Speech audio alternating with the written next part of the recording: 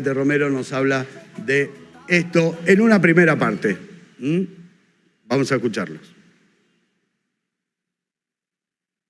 Para toda la audiencia de Chaco TV Stream y particularmente para los seguidores, las seguidoras de La Bisagra, el programa conducido por el querido periodista Juan Diego Turraca.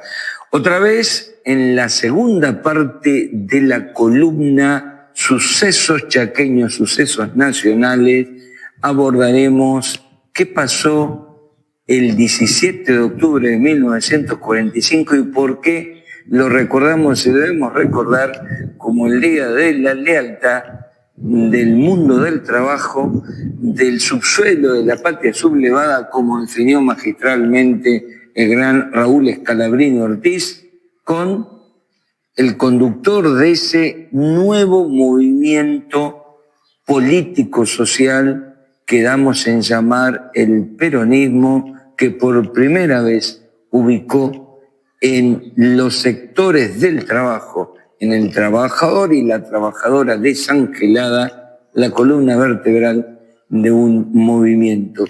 La semana pasada, el jueves 9, te contamos qué sucedía un 9 de octubre del 45. Hoy, que es 16 de octubre, te vamos a contar. Un sindicalista de la carne, del gremio de la carne, decía: si este cuerpo no resuelve la huelga general, les puedo asegurar que se producirá lo mismo por el estado emotivo de los trabajadores. Entre paréntesis, te cuento, como te conté el jueves pasado, que Perón estaba preso en la isla Martín García. Aseguró entonces este dirigente del Sindicato de la Carne en una reunión de la CGT, de su Comité Central Confederal de la CGT, que instaron a que se produjera la huelga y advirtieron desde las bases a los dirigentes de la CGT que avalaban el corrimiento de Juan Perón, porque había algunos sindicatos que avalaban que se corriera Juan Domingo Perón, del gobierno de la Revolución del 43, que el movimiento obrero desde sus bases estaría vigilando lo que hicieran para que esa huelga se concretara. Aquel día, la mayoría de los que estaban en la Confederación General del Trabajo definieron la huelga para el 18 de octubre. Obviamente que, como sabés ya a través de la historia, se adelantó un día antes. Es decir, mientras la conducción había definido que el paro era el 18, las bases dijeron va a ser el 17.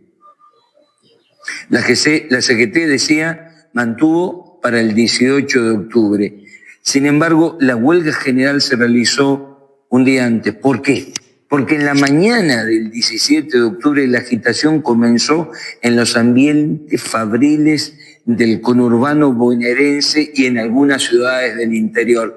A la gente de Ensenada, Berisso y La Plata le gusta decir que es el kilómetro cero del peronismo, y efectivamente porque era la concentración de mayor cantidad de fábricas. Te doy un dato simplemente para que veas hasta qué punto allí estaba concentrado todo el país. Mientras antes de 1941 a Buenos Aires llegaban cada año 8.000 personas del interior del país, entre 1941 y 1946 llegaban 150.000. ¿Como producto de qué? De que la Argentina había empezado un proceso fuerte de sustitución de importaciones, esto es, de industrialización, que por esos años por primera vez la industria le ganaba al mundo de la agricultura.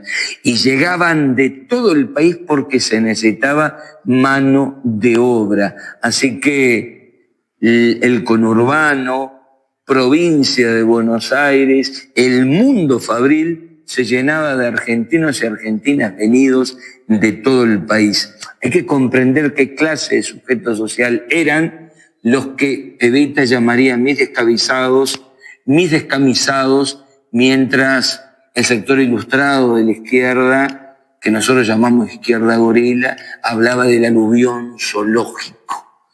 Y el porteño, la porteña que miraba con prejuicio a esos hombres no de Buenos Aires, decían los cabecitas negras, hoy se dice el cabeza, el negro cabeza. En eso no ha cambiado el profundo prejuicio racial, geográfico y cultural.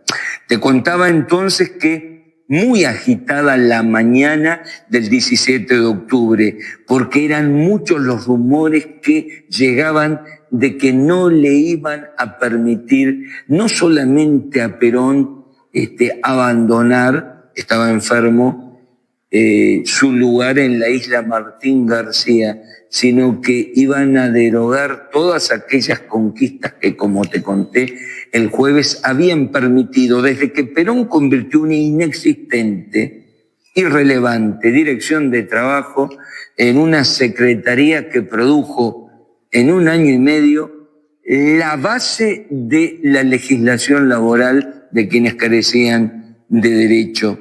Entonces, ese 17 de octubre empezó de modo espontáneo, de taller en taller, de fábrica en fábrica, hay que llegar hasta la Plaza de Mayo. Y así fueron saliendo de fábricas y de talleres una marea humana de obreros que tenía una sola consigna: si Perón desaparece políticamente, los derechos que hemos conquistado también desaparecerán. Por lo tanto, se asume esa marea humana como un sujeto social y político. En ciernes ya está la identidad de lo que sería el peronismo, abrevando de todos los lugares del país, fuertemente de la industria y especialmente de la clase trabajadora. El peronismo tomaba forma, dice Felipe Pigna en un texto de su página web, elhistoriador.com, transformándose sin duda en un antes y un después en la historia argentina.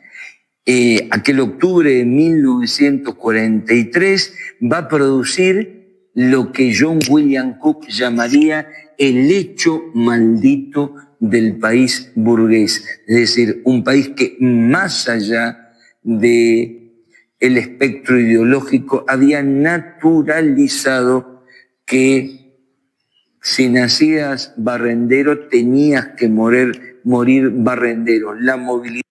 Ahí está la primera parte de esta columna, Sucesos Argentinos y Chaqueños, con el profesor Francisco Tete Romero.